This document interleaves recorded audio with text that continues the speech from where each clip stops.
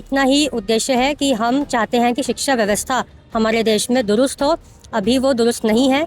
हम चाहते हैं कि जो काम अभी तक नहीं हुआ है शिक्षा व्यवस्था को लेकर वो अभी हो, पुख्ता हो, बहुत अच्छी तरह से हो।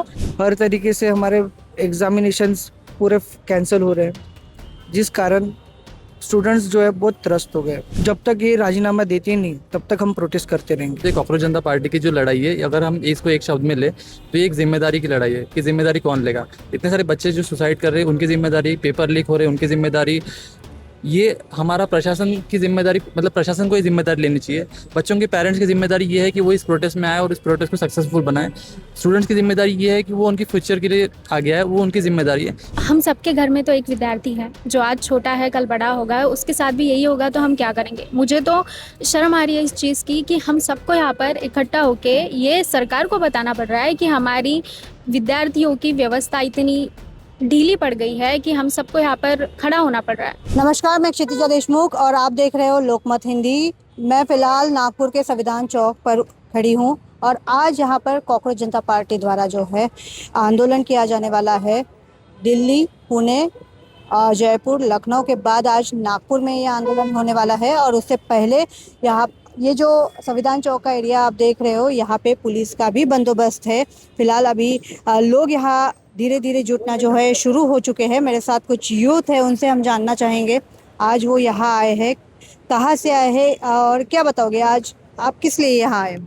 एक ही मुद्दा है मैम कि धर्मेंद्र प्रधान का रेजिग्नेशन, जो जंतर मंतर के बाद, जयपुर के बाद और बहुत सारी जगहों के बाद जो लोकसभा तक, नरेंद्र मोदी जी तक और धर्मेंद्र प्रधान जी के ऑफिस तक जो बात नहीं पहुंच रही है, वो आज हम फिर नागपुर के द्वारा उन तक पहुंचाने की कोशिश करेंगे। मुद्दा सिर्फ इतना है कि अगर बच्चों को 1 करोड़ से ज़्यादा बच्चों को पीड़ा सहनी पड़ रही है, 5 स्टूडेंट्स ने अगर सुसाइड किया है, तो अब धर्मेंद्र प्रधान नहीं तो फिर ये फुटपाथ पे सोने वाले लोग इसका अकाउंटेबिलिटी लेंगे या मैं इसका अकाउंटेबिलिटी लूँगा। इतना ही सवाल हम पूछने के लिए आज 4 बजे यहाँ पे मौजूद रहेंगे। हमारे साथ और भी कुछ युवा है जो इस आंदोलन में जुड़ने के लिए आए हैं। क्या उनका कहना है, क्या उनकी मांग है, ये हम जानना चाहेंगे। जितने सारे स्टूडेंट्स हैं जो भी पढ़ाई कर रहे हैं, अभी उनकी एग्ज़ाम्स होती रहती हैं, वो नहीं आ सकते इस ये वाले काम करने के लिए। वो अपने लिए, अपने हक के लिए लड़ने के लिए नहीं आ सकते। उनके बिहाफ पर हम यहाँ पर आए हैं, हम खड़े हुए हैं और हमारा बस इतना ही उद्देश्य है कि हम चाहते हैं कि शिक्षा व्यवस्था हमारे देश में दुरुस्त हो। अभी वो दुरुस्त नहीं है। हम चाहते हैं कि जो काम अभी तक नहीं हुआ है शिक्षा व्यवस्था को लेकर वो अभी हो, पुख्ता हो, बहुत अच्छी तरह से हो और उन बच्चों के बिहाफ पे हम यहाँ पर प्रोटेस्ट करेंगे। क्या आपका कोई नीट या जो भी एंट्रेंस एग्जाम है उसके लिए कोई अपेयर करने वाला है? नहीं, यहाँ पर हाँ, मेरे घर में मेरी सबसे छोटी बहन है, 21 को उसका नीट का पेपर है, तो वो अभी पूरी तरह से तैयारियों में ही लगी हुई है। उसके बैच के या उन लोगों के बैच के तो कोई हमारे साथ अभी यहाँ पर जुड़ नहीं सकते, इसीलिए उनके बिहाफ पर हम यहाँ पर आए हैं, उनके हक के लिए और आने वाली जनरेशन्स के हक के लिए भी, क्योंकि यही हमारा भविष्य है। बच्चे जो हैं वही हमारे देश का भी भविष्य है। मैम, जिस तरीके से आप देख ही रहे, पिछले 1 महीने से हम देख ही रहे कि कंटिन्यू कितने एग्जाम में हमारा धांधली देखा गया। कुछ स्कैम हुए, कुछ लीक हुए, कुछ डाटा लीक हुए। हर तरीके से हमारे एग्जामिनेशंस पूरे कैंसिल हो रहे हैं, जिस कारण स्टूडेंट्स जो है बहुत त्रस्त हो गए। कुछ लोगों ने तो अपनी ज़िंदगियां गंवा दी, कुछ पेरेंट्स सफ़र कर रहे हैं। मुझे नहीं लगता कि इसके बाद कोई पेरेंट्स सफ़र करना चाहिए। जिस तरीके से उन परिवारों की और वो सब लोगों की दिक्कत आगे बढ़ रही है, तो कुछ बच्चे अभी भी इन सब चीज़ों से क्या हो रहा है, उनको तकलीफ हो रही है कि आगे मेरा फ्यूचर क्या है। क्या लगता है आज ये प्रोटेस्ट हो रहा है, यहाँ पर नागपुर में हो रहा है, इससे पहले भी हुआ है, पुणे में हुआ है, जो हमने देखा वहाँ का नज़ारा, उसके बाद आज नागपुर में जो होने जा रहा है प्रोटेस्ट, अभिजीत दीप के अभी कुछ ही देर में यहाँ आने वाले हैं। लगता है आपको कि आप ये प्रोटेस्ट कर रहे हो पूरे देश भर में, तो राजीनामा जो है, जो भी इस्तीफा है वो लिया जाएगा? देखो मैम, हम हमारे तरफ से पीसफुल प्रोटेस्ट कर रहे हैं। अगर यहाँ पे भी अगर अब तक जैसे हमारे अभिजीत जी सर ने बोले कि जब तक ये राजीनामा देते नहीं तब तक हम प्रोटेस्ट करते रहेंगे अपने हक के लिए। बताइए आप कहाँ से आए हो और आज इस आंदोलन में क्यों शामिल होना चाहोगे? जी नमस्कार, मैं नागपुर में ही बड़ा हूँ, पैदा हुआ हूँ, यहीं पे बड़ा हुआ हूँ और हमेशा बढ़ते हुए मैंने एक चीज़ देखी अपने आसपास कि हम लोगों में एक बहुत ही बड़ी आदत है कि we look for a saviour. हमें ऐसे एक पर्सन चाहिए रहता है जिसके पीछे हम लोग ऐसे यूनाइट हो सके, हम लोग बोल सके कि ये ऐसे हैं वैसे हैं। एंड वो हमारे लिए अभी जब तक के अभिजीत दीप के थे, बट आज जब वो हमें मिले उन्होंने हमें ये सिखाया कि हम में से हर एक व्यक्ति जो आ रहा है यहाँ पे, there is not one hero, एक कोई मेन हमारा नहीं, सब लोग हैं, सब छात्र हैं, छात्रों का मूवमेंट है, सोशल मूवमेंट है। And that is what attracted मी, क्योंकि अगर ये मूवमेंट हमारा ही है और हमारे लिए और हमारे ही द्वारा है, तो that is the very essence of the democracy and the country we live in. तो it is my duty to come here if I am a citizen and I live in this city. Thank you.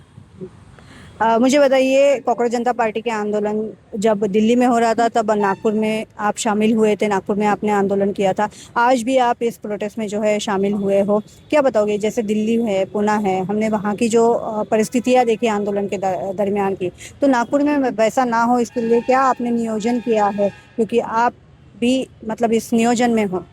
हमने social media के through और हमारे सारे जो volunteers हैं उनको बता दिया है कि आप हमें कैसे बिहेव करना है, हमें एक रोज़ लाना है, किताब लाना है, सबसे प्यार से बात करना है, ये हमने बेसिकली सबको बता दिया है। अभी और बाकी हमने सब पुलिस के हाथ में रख दिया है। हमें सीपी सर ने कहा था कि आपको कानून हाथ में नहीं लेना है, आपको कुछ भी ऐसा नहीं करना है जिससे आप पे आगे जाके दिक्कत हो। तो हमें उनकी तरफ से इंस्ट्रक्शन मिल चुके हैं। देखा जाए तो कांग्रेस जनता पार्टी की जो लड़ाई है, अगर हम इसको एक शब्द में ले तो ये एक जिम्मेदारी की लड़ाई है कि जिम्मेदारी कौन लेगा। इतने सारे बच्चे जो सुसाइड कर रहे हैं उनकी जिम्मेदारी, पेपर लीक हो रहे हैं उनकी जिम्मेदारी, ये हमारा प्रशासन की जिम्मेदारी, मतलब प्रशासन को ये जिम्मेदारी लेनी चाहिए। बच्चों के पेरेंट्स की जिम्मेदारी ये है कि वो इस प्रोटेस्ट में आए और इस प्रोटेस्ट को सक्सेसफुल बनाए। स्टूडेंट्स की जिम्मेदारी ये है कि वो उनकी फ्यूचर के लिए आगे आए, वो उनकी जिम्मेदारी है। तो ये हमें ये अवेयरनेस फैला रहा है कि ये हम सबकी अलग अलग लेवल पे एक जिम्मेदारी है जो हमको निभानी है। तो इसीलिए हम आज यहाँ पे आए हैं एज अ वॉलंटियर और हम सबको यहाँ पे इन्वाइट कर रहे हैं। मुझे बताइए, कल जो जयपुर में जो हमला हुआ था अभिजीत दीप के पर, उसे लेकर आपने क्या क्या मतलब एज ए वॉलेंटियर कर क्या प्रिकॉशंस ली है? मतलब पुलिस तो अपना काम कर ही रही है, लेकिन फिर भी हमने बहुत ज़्यादा स्ट्रिक्ट रूल्स लगाए। हमारे बहुत प्लान्स थे अभिजीत के साथ मिलने के लिए, बाकी लोगों को मिलाने के लिए, पर हमने वो सब कैंसिल कर दिया। यहाँ पे भी अभिजीत आएंगे तो उनके आसपास सब लोग रहेंगे जो उनके प्रोटेक्शन में रहेंगे।